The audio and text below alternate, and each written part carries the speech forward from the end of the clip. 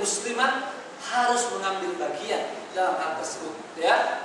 Langsung atau tidak langsung. Satu, menumbuhkan kesadaran akan urgensi imam.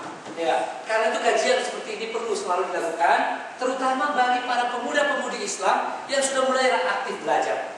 Kalau dia belum sholat, jangan bicaralah masalah imamah. Ngapain bicara imamah? Tapi seperti antum ini, harus kita bicara masalah imamah. Ini salah satu siasat syariah yang hilang dalam tubuh kaum muslimin dan membuat kaum muslimin tidak hidup sebagaimana mestinya. Harus dibicarakan, ya. Tidak boleh disimpan, apalagi kalau kita takut membicarakannya. Harus dibicarakan, ya. Maka wa'i ini kita harus sebarkan kepada kader-kader kaum muslimin. Tentu harus sesuai dengan manhaj Ahlussunnah wal Jamaah.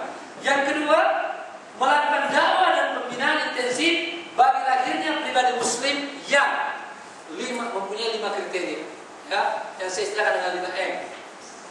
Kalau kita sekedar berbicara perlu khalifah sebagai jalan keluar, imamah wajib dan seterusnya, tapi kita tidak dakwah, tidak pembinaan, itu nonsens, ya. Bahkan bisa orang bosan seperti Hizbut Tahrir. Mohon maaf nih, kalau saya ada Hizbut Tahrir, ya. Kalau setiap hari bicara khalifah, ya. Asal ada saja pembicaraan kaitan dengan khalifah, lama-lama orang mau muntah juga. Sebab walaupun makanan itu enak, tiap hati terus tuh. Ya. Jadi bagi kita membentuk kesadaran itu tidak perlu terlalu panjang. Ya. Dalam majelis-majelis tertentu kita bentuk kesadaran itu, lalu apa sesuatu itu? What next? Ya, untuk mewujudkan khilafah itu. Inilah yang saya maksud dengan dakwah dan pembinaan intensif. Ya. Kenapa saya bedakan? Karena ini dua istilah yang perlu memang kita dalami. Dakwah, penyampaian secara umum, lalu pembinaan intensif artinya tarbiyah. Harus ada tarbiyah, ya. Sebagaimana contohkan Rasulullah SAW. Kalau kita lakukan tarbiyah, ya, insya Allah kita melahirkan kader-kader muslim yang memiliki 5 kriteria. Pertama, dia sebagai mukmin. Yang kedua, dia sebagai muslim. Yang ketiga, sebagai mujahid. Yang keempat, sebagai muta'awun. Dan yang kelima, sebagai muslim yang mutqin. Apa mukmin? Mukmin itu adalah muwahhid, abid, wa dzu khuluqin hasan. Mari kita lahirkan kader generasi mukmin, muwahhid. Dia punya akidah yang kuat, dia punya tauhid yang murni, dia punya tawakal yang tinggi, dia punya wala wal bara yang jelas. Itu mukmin itu. Ya. Itu mukmin, ya. Dia muwahhid, murni tauhidnya, kuat akidahnya, termasuk wal bara, tawakal pada Allah dan seterusnya. Lalu abid, gemar beribadah, menjaga sholat berjamaah, ya, menjaga sholat tahajud, sholat witir, ya, dan berbagai ibadah-ibadah lainnya. Begitu pula dengan dalam kehidupan sehari. Lalu dzu khuluqin hasan, punya akhlak yang baik.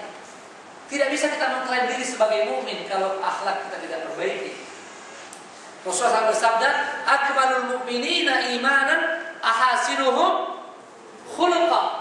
Ya, mukmin yang paling baik adalah mukmin yang paling baik akhlaknya.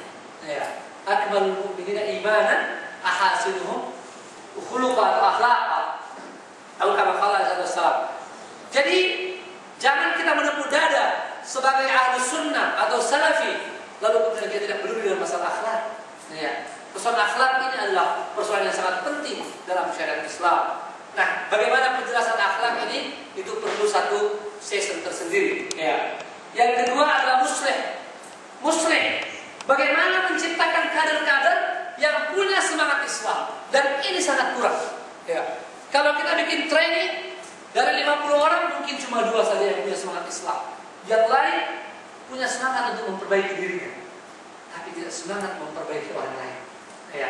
Karena itu sampai hari ini sudah lebih 30 tahun sahwah Islamiyah belum banyak kemajuan.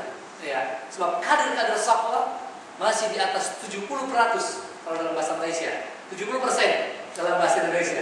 Ya. Lebih banyak yang saleh fi nafsihi lakinnahu ghairu laisa muslihan li ghairihi. Ya. Padahal yang kedua dia salihun fi nafsihi wa muslihun li ghairihi. Dia saleh dalam diri dan memberi orang lain. Yang ketiga mujahid. Dia harus menjadi mujahid. Apa yang maksud mujahid? Mereka yang memiliki kesungguhan dan berkorban serta siap menghadapi kesulitan.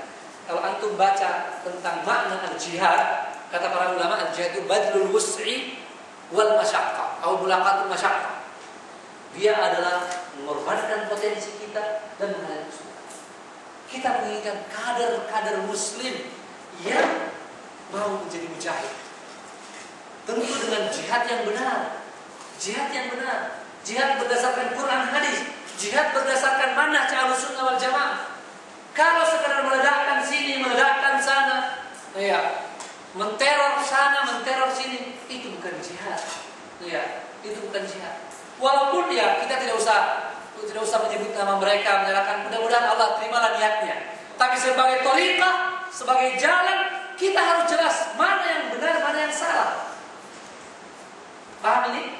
Kalau saya ditanya, bagaimana pendapat Ustaz tentang orang-orang yang meledakkan sana sini, buat teror sana sini, saya katakan itu jalan yang tidak benar. Tapi saya tidak akan mengatakan bahwa fulan itu nanti sia-sia, atau saya tidak mau. Itu urusannya dengan Allah SWT. Sebab mungkin niatnya, girahnya yang mendorong dia. Sayang sekali, dia salah jalan. Ya. Jangan seperti sebagian orang yang mengaku Ahlussunnah wal Jamaah, wah mereka itu teroris yang lebih baik, Amerika lebih baik dari mereka. Itu salah itu.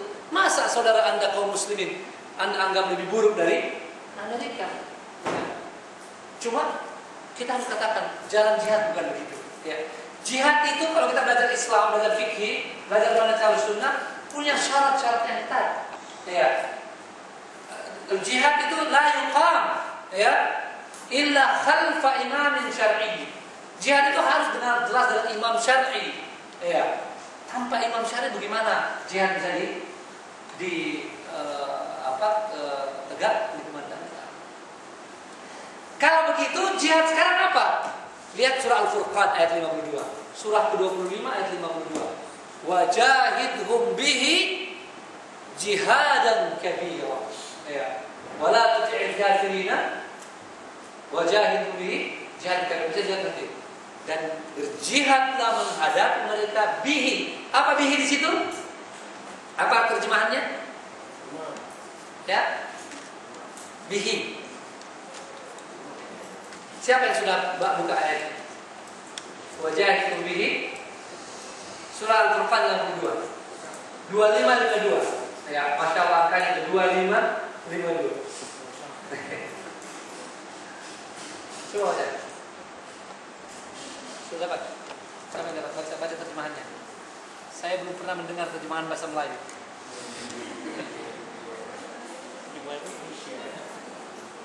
25-52. Coba baca terjemahannya.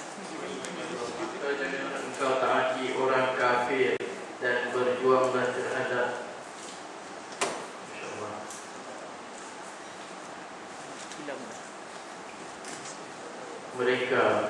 mereka dengannya Al-Quran dengan semangat perjuangan yang besar. Jadi wajahidhum bihi itu dengannya kembali kepada Quran. Itu semua tafsir begitu. Wajahidhum bihi jihadan kabira. Itu bukan jihad kecil. Allah SWT sebutkan jihadan kabira. Lawanlah mereka orang kafir itu dengan Al-Quran. Dengan Al-Quran. Maka jihad kita sekarang adalah dengan Al-Quran, bukan mushaf nih kita cetak banyak-banyak terus lempar orang kafir. Itu orang kafir tidak mati. Tapi bagaimana Al-Quran ini kita pelajari, kita pahami, kita ajarkan, membentuk kader-kader yang sama dengan kita atau lebih baik yang nanti akan dapat menegakkan Islam. Wajahidhum bihi jihadan kabira dengan Al-Quran.